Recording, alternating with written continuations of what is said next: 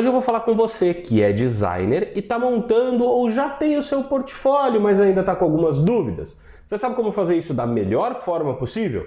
Eu vou te contar depois da vinheta. Bora lá!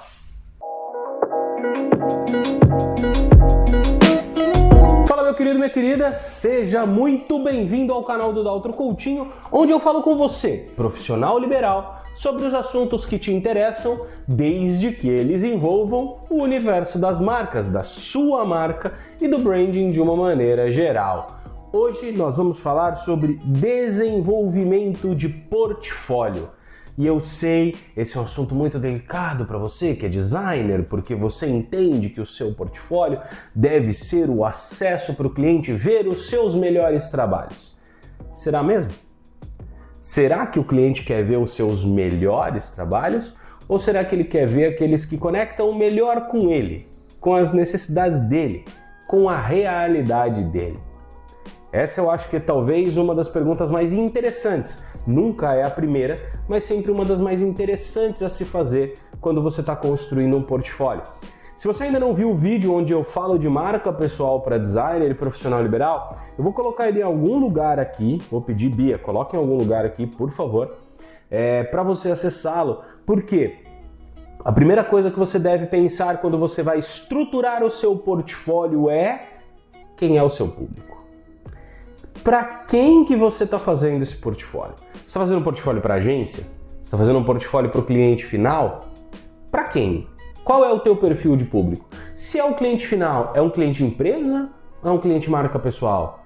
É um cliente autônomo, liberal? Você vai atender médicos, por exemplo?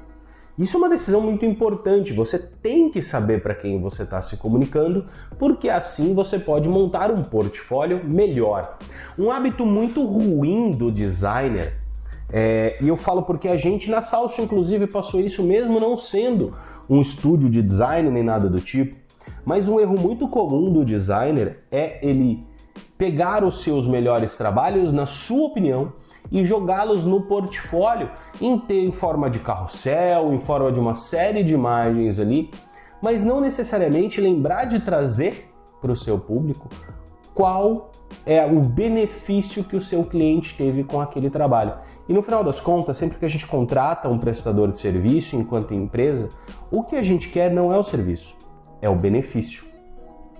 O que eu quero não é necessariamente um logo bonito, é um logo que resolva o meu problema.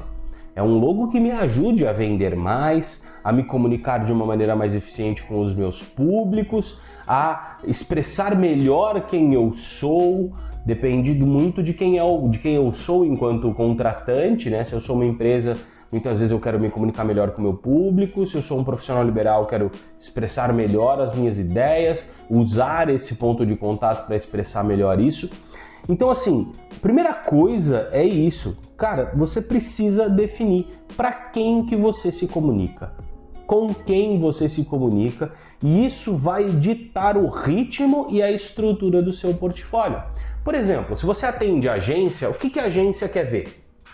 A agência quer ver a beleza estética dos logos, a capacidade deles de serem tecnicamente funcionais, e eles vão querer saber coisas como, por exemplo, em quanto tempo esse projeto ficou pronto? Ou qual foi o feedback do cliente com relação a esse projeto? Qual o seu processo de construção? Você conseguiu cumprir todos os prazos? Quais são os outros itens que você entrega, além daquele loginho básico? Você entrega cor, tipografia, você faz o kit de papelaria, você faz templates de PPT, o que você entrega a mais? Você já faz o site, você já faz um UI ali, já entrega o design do site? O que você faz a mais? A agência vai querer saber isso, por quê? Porque é isso que ela vai contratar de você. Um logo bonito e todos os adicionais que vêm com ele. Muitas vezes eles vão querer ver o manual daquela identidade visual, vão querer ver como é que você estrutura o seu manual de identidade visual. Se você é capaz de seguir orientações, pedidos do cliente, porque a agência muitas vezes ela está muito mais preocupada, e não é demérito nenhum nisso, é só uma realidade. A agência está muito mais preocupada se o cliente vai aprovar ou não o projeto, com o fato de o projeto dar resultado ou não para o cliente. Então, é importante que você tenha essa consciência. Quando a gente vai para um profissional autônomo, o que ele quer ver é como aquele projeto resolve um problema que ele tem. Então, muitas vezes é trazer diferentes aplicações, trazer ele num determinado contexto, trazer um depoimento de que ele ajudou a vender mais, de que ele trouxe mais resultados, seja um resultado intangível de confiança, eu me senti melhor, eu me senti representado. Esse tipo de coisa é muito importante para o profissional autônomo, para o contratante autônomo. Para a empresa, como construir essa identidade visual me ajudou a ter mais coesão na minha comunicação, nos meus pontos de contato. Perceba de novo, e eu vou falar muito disso aqui no canal daqui para frente. É muito importante que você defina para quem você se comunica, seja na tua marca, seja no teu portfólio, que é um dos pontos de contatos da tua marca. O teu portfólio é um ponto de contato da tua marca e é fundamental que você tenha consciência disso. Então saiba para quem você se comunica. A partir disso, você vai estruturar esse portfólio para esse perfil de cliente específico. Se é uma agência para agência, se é uma consultoria para consultorias. E isso você consegue validar pelo portfólio dessas agências. Por exemplo, você freela. E eu quero atender agências de pequeno porte que fazem projetos em grande volume, mas projetos mais simples. Ótimo, perfeito. Vai ver o portfólio dessas agências e ver como eles colocam os projetos deles. E aí, dessa forma, você vai colocar os seus projetos no seu portfólio. E você vai se comunicar com essa agência, com esse perfil de agência. Se você quer uma consultoria, como por exemplo, quero prestar serviço para Salsio, nós não valorizamos a mesma coisa que uma agência de logo valoriza. Então você vai estruturar de uma maneira diferente. Quem define a estrutura é o teu cliente. Só que quem define o teu cliente é você. Então, na prática, quem define a estrutura é você também. Só que você precisa fazer isso de um jeito consciente. Não é só simplesmente vou pegar e vou botar os meus melhores projetos e vida que segue. Aqueles que eu julgo que são os meus melhores projetos. Isso também tem uma questão. Isso também não é o mais adequado. Aquilo que você julga o melhor projeto pode ser não ser o que o seu cliente julga o melhor projeto. E isso é importante de se ter consciência. Então, estruture seu portfólio focando naquele que é o teu cliente fim. Naquele que é o teu cliente ideal, aquele cliente que você gostaria de fechar com ele. Foque sempre nele. E aí vem a pergunta, né? A minha identidade visual deve estar consistente no meu portfólio? Eu acho que essa pergunta é uma pergunta que eu já ouvi nos meus processos de mentoria com designers e eu acho que depende muito grande, tá? Primeiro, se você atende agência, não. Você pode ter um perfil no Behance e atender ali, colocar ali os teus cases de acordo com o tipo de agência que você vai atender e tá tudo bem, tá tudo tranquilo. Se você atende o público final, a primeira coisa que você vai entender é onde está o teu portfólio, como é que você definiu esse portfólio. Se é um portfólio no Behance, você pode ter um template, por exemplo, que expresse a sua identidade visual, que traga a sua identidade visual. Mas você tem que tomar um determinado cuidado, porque a sua identidade não pode ofuscar o projeto. Então, percebe que isso é um pouco mais complexo do que simplesmente eu devo manter a coesão. Não, você tem que manter, claro, mas tomando um determinado cuidado. Agora, se você fez no teu site, num site próprio, pegou um template de Word, editou, ou fez um site do zero, dependendo aí da tua capacidade técnica ou da tua possibilidade de contratar alguém para fazer isso, aí, é importante, é o teu site, é o teu espaço, é o teu lugar. Então aí você tem que ter, de novo, aí é importante você ter uma identidade visual coesa no site, mas ela não pode ofuscar o case. Ela não pode ofuscar o case. Muito embora há de se considerar que você ter coesão na sua identidade visual é mostrar que casa de ferreiro não tem espeto de pau. Pelo menos nessa não. Porque é importante manter a coesão da identidade visual. Eu já falei sobre isso aqui no canal, em vídeos de anos atrás, e isso não mudou. É muito importante manter a coesão da identidade visual. No entanto, é também importante, na verdade, no entanto não, é justamente por isso é importante para você, designer, fazer isso. Porque você vai falar isso para o seu cliente. Siga o manual, mantenha a coesão nos seus pontos de contato da identidade visual que a gente fez. Não é isso que você vai falar? É isso que você vai falar. E você está correto. Então você tem que fazer isso também. Então, é um equilíbrio, né? É muito importante. Quando você tem um site próprio, você tem que ter um equilíbrio naquilo que é o teu layout, a tua identidade visual e mantê-la, mas que ela não ofusque a identidade do seu cliente, aquele projeto gráfico que você fez para o seu cliente. E aí também entra uma questão assim, né? Pô, o que eu faço, né? Eu entro num Behance da vida, outras plataformas de portfólio, eu uso o Instagram, eu uso um site próprio. O que eu faço, Daltro? De novo, eu acho que depende do teu perfil de público, depende de quem você vai atender. Porque, por exemplo, eu atendo profissionais liberais, vamos colocar aqui, eu atendo profissionais liberais. Legal. Quantos médicos que são profissionais liberais, claro, quantos médicos você já ouviu falar que conhecem o Behance? Pô, meu editor aqui trabalha com bastante médico. Quantos médicos você acha que conhecem o Behance? Um total de 0 médicos. Talvez tenha 1 ou 2, ele foi um pouco exagerado, mas assim, é muito pouco. Então você ter o seu perfil no Behance, se o teu perfil de cliente ideal é o médico, é o profissional de saúde, por exemplo, é um advogado que não está envolvido nesse universo, não faz tanto sentido. Percebe? Porque ele não vai lá entrar no Behance e procurar designer gráfico, design de logo. Ele não vai fazer isso. Ele vai procurar em outros canais. Ele talvez procure no Instagram? Talvez ele procure no Instagram. No Google é uma grande chance dele procurar. Mas talvez ele ache você no Instagram, através de um tráfego pago, um Reels que apareceu para ele, de um conteúdo que você fez, e ele decida te contratar. Pode acontecer, com certeza pode acontecer. Mas já percebemos que o Behance não é tão interessante assim. Então, a plataforma que você vai usar para o teu portfólio, ela é também importante, mas ela é variável de acordo com o teu perfil de público. Depende do perfil de público que você quer atender. Agências criativas, consultorias conhecem muito bem o Behance e vão procurar profissionais no Behance, é natural que isso aconteça. Empresas, menos. Profissionais liberais de outras áreas muito distantes da área criativa, muito menos. Então, perceba quem é o teu público para escolher a melhor plataforma. Eu, particularmente, sou muito a favor de, se você tiver, seja capacidade técnica, seja capacidade financeira, se você puder ter para você uma plataforma tua, um site teu em um WordPress bonitinho, que você mesmo atualiza, faz ali as atualizações legais, eu acho que esse é o melhor canal. É a minha crença pessoal. Por quê? Você ganha SEO, essa pessoa te acha no Google, você pode fazer um trabalho de tráfego pago no Google, você pode ter um blog e ter um bom trabalho de SEO, você tem uma série de possibilidades mais interessantes para te ajudar a alcançar mais clientes com esse portfólio. Então isso passa a ser mais interessante na minha visão. Mas você está no começo de carreira, não tem como investir nisso? Cara, Behance, se você atende agência, Instagram, se você atende profissionais liberais que estão muito presentes no Instagram. Ah, eu atendo infoprodutores. Pô, é Instagram. Instagram é teu canal, Instagram é teu negócio.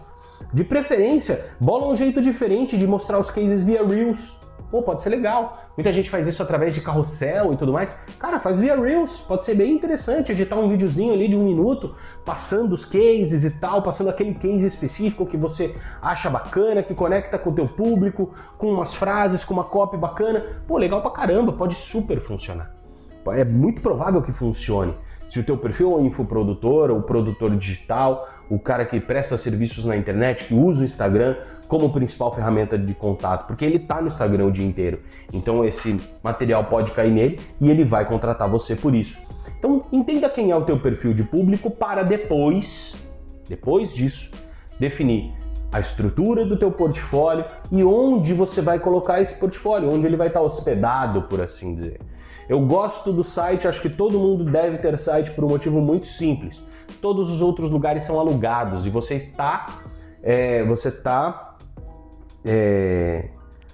é refém, entre aspas, não é esse o termo, me fugiu um termo melhor, você é refém das regras desses lugares. Então, por exemplo, agora, eu não sei quando você está vendo esse vídeo, mas recentemente o X, antigo Twitter, caiu. E quem trabalha pelo Twitter? Salsifufu. Como diria Serginho Malandro, salsifufu. dançou, sabe? Se o teu trabalho está exposto numa plataforma que pode eventualmente cair, e qualquer plataforma pode cair, seja por uma demanda judicial, é menos provável, mas às vezes por questões técnicas, já vimos a Meta ficar com o WhatsApp, Facebook e Instagram fora do ar. Teu portfólio fica fora do ar. Beleza, aconteceu por 2 horas, um dia, e se acontecer por uma semana? Se acontecer por um mês e você só tem o Instagram? E se acontece a mesma coisa com o Behance? Então eu acho que é importante você ter o seu ponto de contato, a sua casa própria na internet para ter o seu portfólio. E aqui tem duas coisas importantes, né? Manter o portfólio atualizado é relevante? Eu tenho dúvidas, tá? Você sabe que eu sou honesto com você, se você já acompanha o canal, eu gosto de ser transparente, eu tenho dúvidas. Eu acho que é mais importante você manter no portfólio trabalhos relevantes do que trabalhos atualizados. Por que eu digo isso? Por um motivo muito simples. O teu cliente ele vai ver o teu portfólio 2 ou 3 vezes. E depois ele vai entrar em contato com você para te contratar. Ou não. Ou ele vai abrir mão e vai ver que você não é o perfil de profissional que ele quer contratar. Daqui 10 anos ele vai entrar no teu portfólio? Provavelmente não. Daqui 1 ano ele vai entrar no teu portfólio? Provavelmente não, porque ele já contratou um designer. Porque o tipo de serviço que um designer presta, ele é um tipo de serviço que você presta uma vez para aquela pessoa. E é isso. E acabou. E ela contrata uma vez esse serviço. Aí depois ela vai contratar daqui 5 anos, daqui 10 anos, para fazer uma atualização e tudo mais. E se ela gostou do projeto que ela teve anteriormente, ela vai contratar aquele cara de anteriormente. Se ela não gostou, ela vai contratar outra pessoa. E vamos supor que ela ache você de novo. Ela não vai lembrar de você. Então ela nunca vai saber se o portfólio está atualizado ou não. No caso do Behance é um pouco pior, porque ele tem ali a data de postagem do projeto, mas no site pessoal não. No Instagram também tem, é um pouco problemático. Mas no teu site pessoal não tem a data de postagem do projeto. Então você pode deixar ali o seu selecionado de projetos mais adequados ao teu perfil de público. Projetos que são mais relevantes para o seu perfil de público, sem essa necessidade de manter atualizado.